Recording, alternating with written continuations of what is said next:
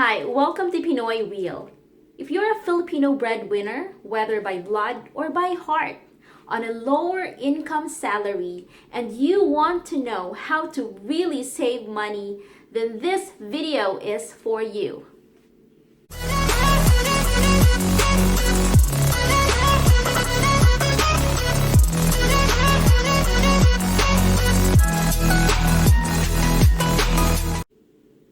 Thanks for tuning into Pinoy Wheel.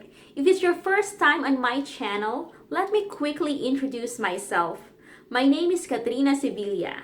I'm a wife, mother, and an entrepreneur. I'm the host of Pinoy Wheel, a platform that features stories of high-performing individuals.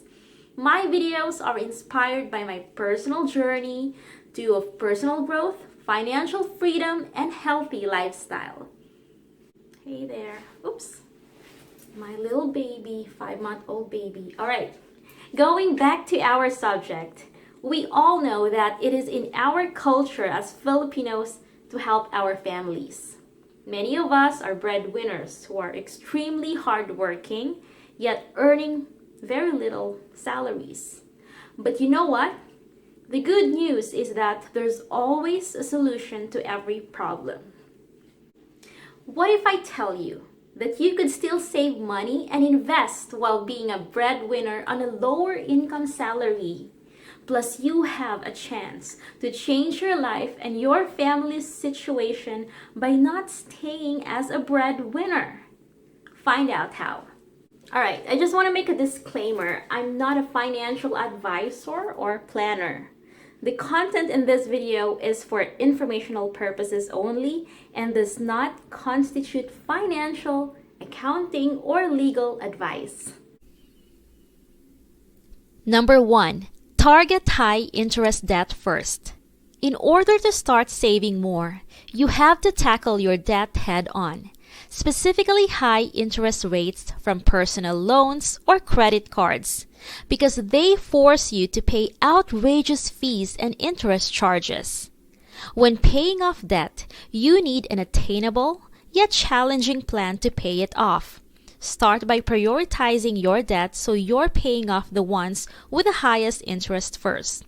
Then, as you go forward, avoid accumulating any more high interest debt, especially credit cards. Number 2. Cut down your biggest expenses. Trying to save money when you have a low income can be very difficult. Sometimes it feels impossible to cut down even 100 pesos every month. Aside from the usual money-saving ideas like cooking meals at home and canceling your cable bill, what more can you do? Instead of trying to cut back your small expenses, focus on the larger ones so you can make more of a significant impact. For most people, housing costs can tend to be the biggest part of their expenses. If you are renting, consider downsizing to a smaller home or living with roommates. If you own your home, take a look at whether or not refinancing your mortgage for a lower rate would be beneficial. You can also rent out a room or parking spot for additional income. Of course, you also need to cut out the small stuff too, especially if the costs are recurring like a cable TV bill, smartphone bill, Netflix, etc. Ask yourself, do you absolutely need to pay for it? Number 3. Take advantage of 13th month pay, Christmas bonus, and other rewards from your employer. Instead of spending your 13th month pay, Christmas bonus, and other gifts from your company to lavish Christmas and New Year parties and expensive gifts to your family and friends, why don't you set them aside and put it in low-risk investments? Examples of low-risk investments are dividend-paying stocks and high-yield savings accounts. This is a great way to train yourself to pay yourself first and learn about basics in savings and investment. In this way also, you avoid spending the money after days or months of saving it. So before you spend the money on things that don't generate income, Pay yourself first and make the money work for you.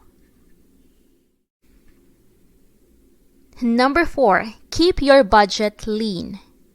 To save more, you have to take control of how much you spend. Choose the categories you want to indulge in and keep the rest of your budget as lean as possible. You will have to make sacrifices, but it's not impossible. Just learn to spend in moderation. For instance, cut back on how often you dine out. You can still enjoy a nice meal at a restaurant, just not multiple times a week. Number 5, start a side hustle. If you can't cut costs anymore than you already have, consider diversifying your income by starting a side hustle to earn extra money. Aside from your full-time job, you can get a job on the side to provide another income source. Many side hustles can be done right from your own home in your spare time. Think about what you're good at doing. What kind of hobbies can earn money, or what you already enjoy that can be turned into a side job. Popular side hustles include freelance writing, data entry, graphic design, even food delivery and driving for tuk-tuk. And number 6, stop giving away your money. It's known internationally that Filipinos have strong family ties and they're very hardworking in order to support their family's needs and even wants. But the reality is that many Filipinos don't talk about money and their actual financial situation within their family. So what happens when sudden financial pressures come? They are not prepared. And many end up borrowing money from the bank, relatives, or friends, which repeats the cycle. As the sole breadwinner of your family, it is important to set expectations to your family members. Educate them by clearly communicating to them your current financial situation. The next thing you need to do is to help them, not by giving money all the time, but how to earn money on their own. You probably have already heard the saying, give a man a fish and you feed him for a day. Teach a man to fish and you feed him for a lifetime.